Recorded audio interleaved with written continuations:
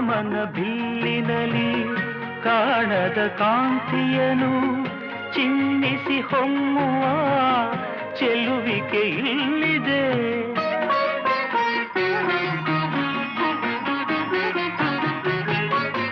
ಪ್ರೇಮದ ಸೀಮೆಯಲಿ ಸೌರಭ ತುಂಬಿದ ಬಾಡದ ಹೂವಿನ ಕಿರುನಗೆ ಚೆಲ್ಲಿದೆ. ಬಾಳಿನ ಭಾಗ್ಯ ನೌಕೆ ತೀರ ಸೇರಿ ತೇಲಿದೆ.